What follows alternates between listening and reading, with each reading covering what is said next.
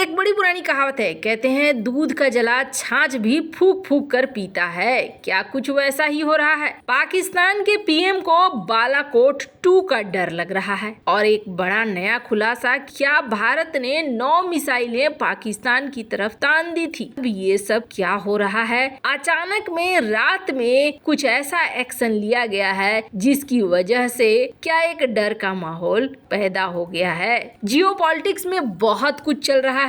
भारत ने एक बहुत बड़ा, बहुत ऐतिहासिक कदम उठाया है जो जाहिर तौर पर भारत के किसी भी दुश्मन को अच्छा नहीं लगेगा। जियोपॉलिटिक्स में बहुत कुछ चल रहा है। CIS न्यूज नेटवर्क के इस एपिसोड में हमेशा की तरह जानने को आपको बहुत कुछ मिलेगा। आइए जानते हैं इन खबरों को विस्तार से। पाक के पीएम डरे हुए हैं और उन्हें ऐसा लगता है कि कहीं भारत बालाकोट 2 न कर दे। अब ऐसा क्यों लग रहा है उन्हें, तो आपको बता दें, स्क्रीन पर एक कटिंग देख सकते हैं खबर की। इस खबर में क्या कहा गया है? नवभारत टाइम्स की ये खबर है जिसमें ये कहा जा रहा है कि पाकिस्तानी पीएम अनावरुल हक काकर, जो कि कार्यवाहक पीएम है, उनको लग रहा है कि बालाकोट स्ट्राइक कर सकता है चुनाव से पहले भारत, और अगर ऐसा करा भारत तो बड़ा ही उचित जवाब देंगे।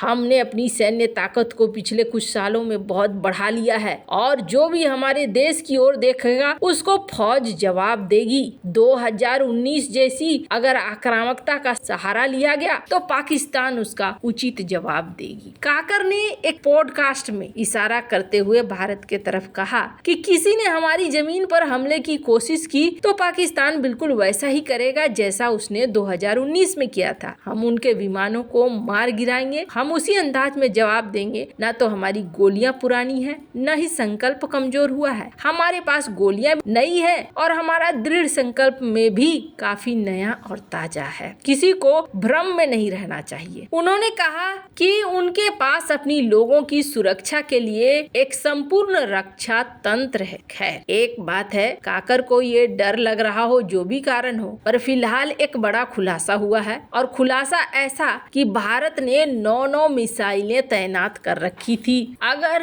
पाकिस्तान थोड़ा भी आनाकानी करता तो ये 9 मिसाइलें पाकिस्तान पर जाकर फूटती, ऐसा कहा जा रहा है। और किसके द्वारा कहा जा रहा है आपको बता दें, ये कहा जा रहा है अजय बिसारिया, इनका एक किताब आया है। सबसे पहले तो ये अजय बिसारिया है कौन? तो पूर्व हाई कमिश्नर थे अजय बिसारिया और ये पाकिस्तान में इनकी पोस्टिंग थी। जिस वक्त पाकिस्तान में पोस्टिंग थी 2019 के पुलवामा हमले के बाद, विंग कमांडर अभिनंदन वर्धमान को पाकिस्तान की कैद से छुड़ाने के लिए भारत किसी भी हद तक जाने के लिए तैयार था और सरकार की दृढ़ इच्छा शक्ति दर्शाने वाली एक और खुलासा हुआ है। पूर्व हाई कमिश्नर अजय बिसारिया ने अपनी किताब anger management the troubled diplomatic relations between India and Pakistan में कहा है कि पाकिस्तान को निशाना बनाकर उसकी तरफ 9 मिसाइलें तैनात थी।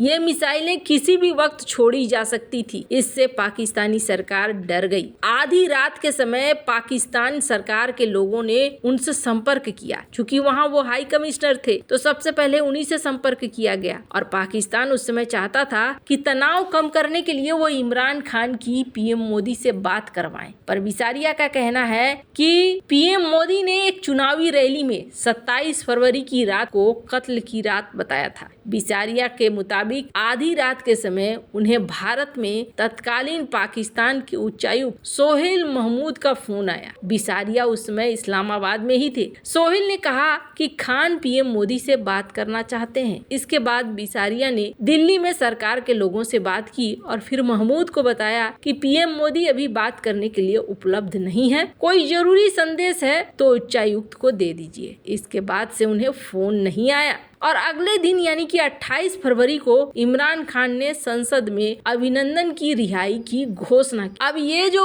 बुक आई है बिसारिया की, इस बुक के बाद कई तरह की बातें कही जा रही है। खैर, अब जो भी था, ये कहानी तो पुरानी है और एक बात जरूर है कि भारत अब अपनी सुरक्षा करने में लग गया है और इसका एक बहुत बड़ा एग्जाम्पल है। उस एग्जाम्पल के लिए मैं चाहती हूँ कि आप इस वीडियो को देखिए। इस वीडियो को देखने के बाद एक बार में कुछ समझ में नहीं आया होगा। दरअसल इस वीडियो में क्या है आपको बता दूं, इस वीडियो को एक बार फिर से देखिए। इस वीडियो को इंडियन एयरफोर्स ने जारी किया है। ये एक रात का सीन है और रात के सीन में बहुत सारे आपको सैनिक बैठे हुए दिख रहे हैं। ये सैनिक एक एयर स्ट्रिप को देख रहे हैं और कमाल की बात है, आप जो ये देख रहे हैं यहाँ आपको वो एयर स्ट्रिप रात में भी साफ साफ दिखाई दे रही है जहाँ ये लैंडिंग होती है और लैंडिंग के समय लगता है कि ये विमान है C-130। लैंडिंग के बाद जवानों से भरा हुआ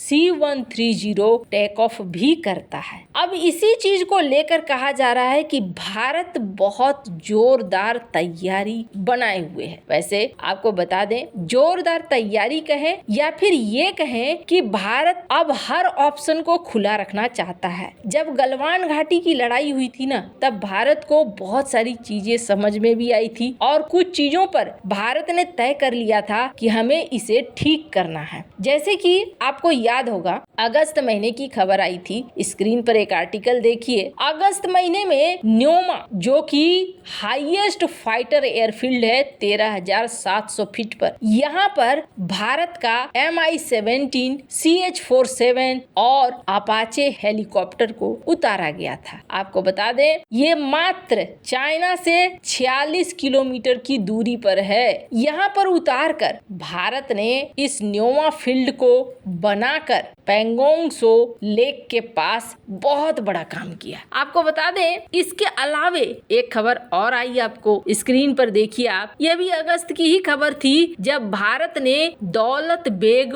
ओल्डी इस एयरफील्ड पे उतारा था अपने विमानों को।